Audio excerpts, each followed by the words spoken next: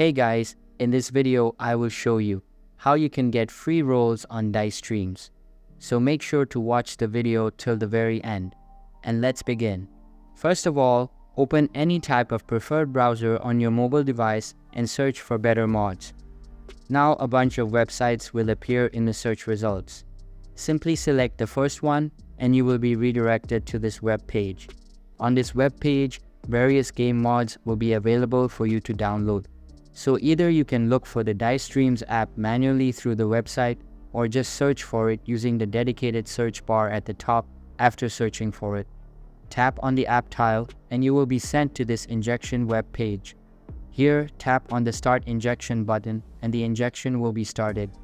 Once the injection is completed, the app will be installed onto your device directly and you will be able to use this mod game on your device.